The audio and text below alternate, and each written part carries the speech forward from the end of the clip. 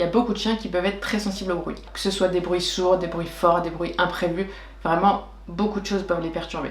Dans les bruits qu'on peut retrouver le plus souvent, il va y avoir par exemple l'orage, les feux d'artifice, les bruits aussi domestiques comme par exemple l'aspirateur. Tout ça, ça peut être des choses qui reviennent assez souvent dans la peur des chiens. Le but de cette vidéo, ça va être de vous donner des conseils pratiques pour aider votre chien à se sentir mieux en présence de ces bruits. Et tout ça évidemment avec des méthodes douces. Alors déjà dans un premier temps, le but ça va être de comprendre cette peur chez votre chien. Le fait que votre chien puisse avoir peur de certains bruits, ça peut venir de plusieurs raisons. Ça peut venir déjà tout simplement de la socialisation, donc si il n'a pas vu assez de choses, s'il n'a pas du coup entendu différents bruits, différentes choses, forcément le fait de ne pas avoir entendu certains bruits auparavant, ça peut créer une peur chez lui plus tard quand il les entendra. Ça peut aussi venir d'un traumatisme. Si par exemple un jour il a entendu un orage juste à côté de lui et que ça lui a fait très peur, ça peut le traumatiser, ça peut rester du coup vachement ancré en lui, il va être marqué par ça et du coup dès qu'il entendra un bruit d'orage ou même un bruit un petit peu similaire, il va directement avoir super peur. Et ça, on n'y pense pas assez, mais ça peut aussi être lié à une sensibilité auditive. Pour comprendre la peur de votre chien, ce qu'il va falloir, c'est vraiment l'observer. Il va falloir reconnaître les bruits qui peuvent lui faire peur. Est-ce qu'il y en a un précisément? Est-ce qu'il y en a plusieurs? Est-ce que c'est quelque chose de bien précis, comme par exemple le feu d'artifice? Ou est-ce que ça va être quelque chose d'un peu plus général, comme les bruits vraiment un petit peu forts, un petit peu soudains, un objet qui tombe, ça peut être le vent qui claque sur les fenêtres, etc. Ça peut être quelque chose de précis, comme quelque chose qui englobe vraiment beaucoup de bruit. Et ce qu'il va falloir aussi relever chez votre chien, ça va être les signes de sa peur. Ça peut être par exemple le fait qu'il tremble, le fait qu'il essaye de fuir quelque chose ou fuir un endroit. Ça peut être les aboiements, ça peut être l'hyperventilation, ça peut être le fait qu'il aille se cacher quelque part. Tous ces signes, il va falloir les voir chez votre chien, les reconnaître et comprendre à quel moment ils arrivent pour savoir ce qui lui fait peur. Ensuite, quand vous allez savoir les bruits qui vont pouvoir faire peur à votre chien, on va mettre en place ce qui s'appelle la désensibilisation. La désensibilisation, ça va consister à exposer progressivement votre chien aux bruits qui peuvent lui faire peur. Donc on va commencer à prendre les bruits qui lui font peur et à l'exposer à un volume vraiment très faible et au fur et à mesure, on va augmenter. Pour mieux visualiser un petit peu le truc, je vais vous donner plusieurs exemples. Alors forcément, en fonction des bruits qui peuvent faire peur à votre chien, c'est pas forcément toujours super facile de l'exposer à ces bruits. C'est pas forcément des bruits qui sont fréquemment entendus. Et puis c'est pas forcément super facile de l'exposer à des intensités différentes et à des intensités que vous pouvez choisir. Par exemple les feux d'artifice, ça arrive pas tous les jours et puis vous pouvez pas choisir l'intensité vraiment du bruit. Les voitures en extérieur, c'est pareil, vous pouvez pas choisir quand est-ce qu'elles arrivent, le bruit qu'elles vont faire, etc. Donc pour tous ces bruits que vous pouvez pas vraiment contrôler, ce qui est bien, c'est que maintenant sur YouTube par exemple, il existe des tonnes de vidéos où il y a justement toutes sortes de bruits qui peuvent effrayer les chiens. Vous allez pouvoir l'exposer à ces bruits quand vous le décidez et vous allez pouvoir aussi forcément choisir le volume. Donc par exemple, si votre chien a peur du bruit des voitures, dans un premier temps, vous allez pouvoir l'exposer à ce bruit à la maison. Donc vous allez sur YouTube, vous choisissez une des vidéos où il y a des bruits de voiture. Donc au début, vous allez mettre évidemment un volume vraiment très bas pour que vraiment ça fasse un bruit de fond que limite il va même pas trop remarquer. Vous voyez comment il réagit, si vraiment il calcule pas, vous voyez que vous pouvez augmenter progressivement. Alors ça ne veut pas dire qu'il faut tout augmenter d'un coup en une fois, vous pouvez le faire sur plusieurs jours, sur plusieurs semaines, vous voyez en fonction de la réaction de votre chien et comment il gère tout ça. Le but c'est de l'habituer à ce genre de bruit dans un environnement où il est bien, où pendant ce temps-là il est occupé, vous pouvez lui donner un jouet, vous pouvez lui donner une mastication, des friandises, quelque chose. Comme ça, il ne sera pas forcément focus que sur ça, il l'entendra, mais pas au point de lui faire peur. Quand vous voyez qu'il est à l'aise, vous pouvez déjà laisser à ce niveau-là, et le jour d'après, par exemple, mettre un niveau un petit peu plus élevé, vous pouvez augmenter au fur et à mesure, vraiment vous adapter en fonction de lui. Et si vous voyez qu'au bout d'un moment, il panique, là c'est que vous avez été un petit peu trop vite, et dans ces cas-là, vous le rassurez, vous arrêtez un petit peu tout ça, et vous recommencerez un petit peu plus tard avec un volume plus bas. Et quand vous voyez qu'il est à l'aise à la maison avec ce bruit, après vous pouvez du coup l'emmener dans des situations réelles en extérieur, mais où là par exemple les voitures seront un petit peu éloignées, où ça sera pas vraiment collé à lui, où du coup ça fera un bruit vraiment trop fort, que ce soit du coup à la maison comme point de départ ou après quand vous sortez à l'extérieur, il faut toujours essayer de faire en sorte que ce soit progressif. Si par exemple il a peur du bruit de l'aspirateur, c'est pareil, vous allez faire ça par étapes. Alors déjà l'objet en soi aussi peut faire peur, donc au pire déjà ce que vous pouvez faire, amener l'aspirateur dans la pièce, vous le posez dans le salon, vous le laissez là pendant 1 heure sans qu'il tourne, juste par terre, comme ça déjà il peut se familiariser avec l'objet en lui-même. Après vous pouvez par exemple faire comme si vous passiez l'aspirateur dans la pièce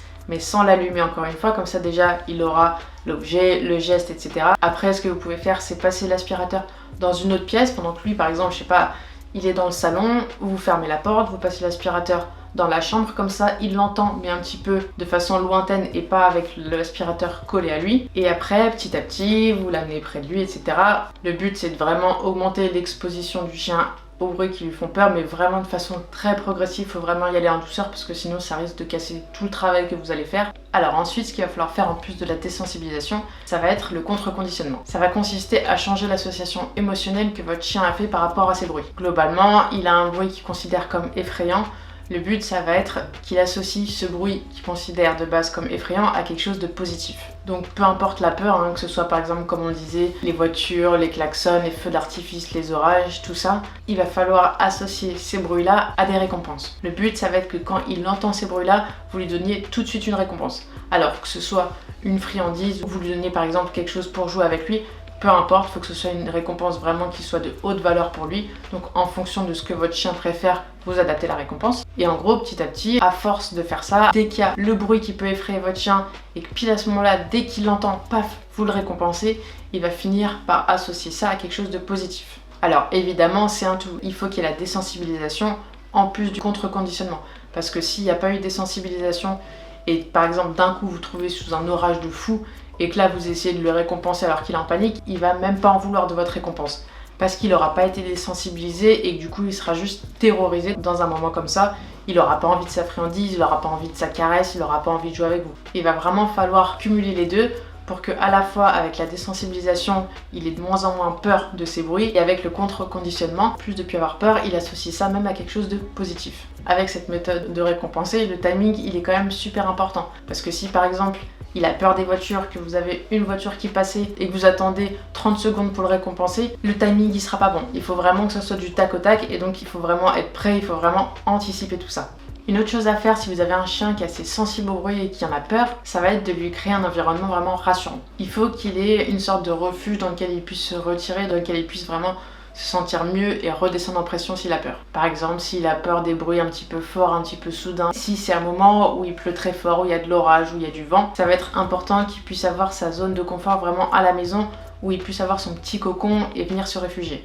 Donc faites en sorte par exemple de bien tout fermer, faites en sorte qu'il y ait un petit peu de bruit, une musique apaisante ou la télé, enfin quelque chose qui camoufle un petit peu le bruit, qu'il ait son petit panier avec son petit plaid ou qu'il soit près de vous, même si ça le rassure en général, ça peut l'aider, qu'il puisse dormir contre vous. Ça peut aussi le calmer et beaucoup le rassurer d'avoir votre présence près de lui. Après vous avez aussi un objet qui est vraiment super pour des moments de stress pour le chien, ça s'appelle le Thunder Shirt. C'est quelque chose que vous pouvez trouver sur Amazon, moi je l'ai acheté là-dessus. Ça va faire un petit peu comme pour les bébés qu'on emmaillote quand ils n'arrivent pas à dormir. Ça va être le même effet, ça va faire en sorte un petit peu de le compresser et ça va avoir un effet vraiment calmant sur eux. De ce que j'ai pu voir, ça a l'air de fonctionner vraiment pas mal sur beaucoup de chiens. Chiro, on lui en a acheté un et vraiment j'ai été vraiment surprise de voir à quel point ça pouvait le calmer. Genre l'effet il est vraiment immédiat et ça le calme vraiment énormément. Et en plus de créer son environnement rassurant, quelque part où il va être bien, vous pouvez en plus essayer de lui donner des choses pour s'occuper, pour se calmer, que ce soit lui faire des jeux, un petit peu de tapis de fouille où ça va déjà occuper un petit peu son esprit et en plus vraiment le détendre.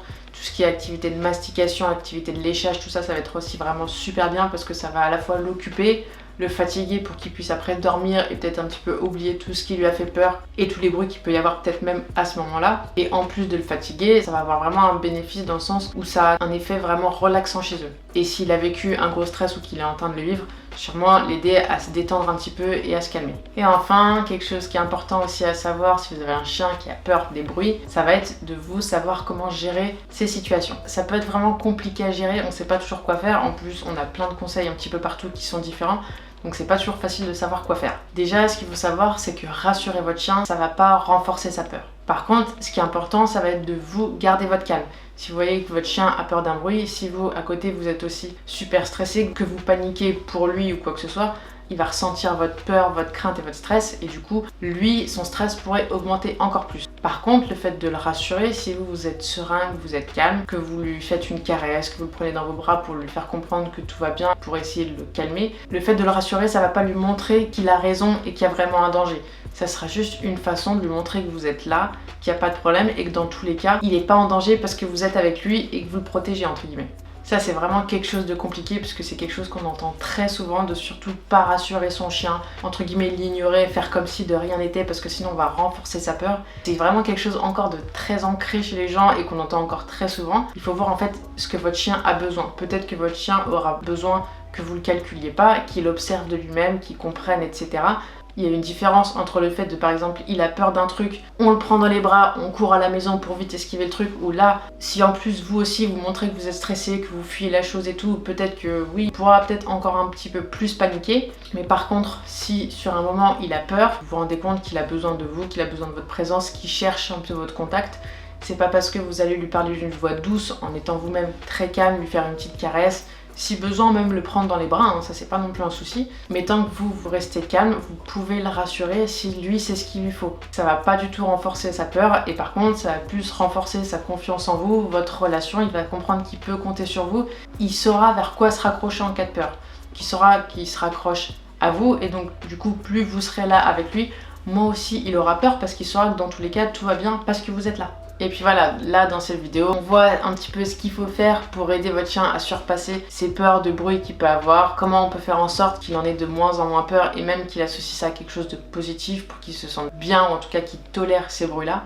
Mais malheureusement, malgré tout ça, il peut y avoir des moments où il va avoir peur, où il va subir un gros stress. Et quand des chiens subissent des gros stress comme ça vraiment importants, ils peuvent le subir entre guillemets pendant assez longtemps en eux-mêmes. Ça peut vraiment les toucher sur plusieurs heures, sur plusieurs jours et donc c'est important de savoir le gérer. Pour ça justement j'ai fait une vidéo, donc n'hésitez pas à aller la voir, ça vous expliquera comment gérer les choses un petit peu après un gros moment de stress chez votre chien pour faire en sorte qu'il puisse se rétablir de ce moment plus rapidement et qu'il soit moins mal justement après cette période de stress.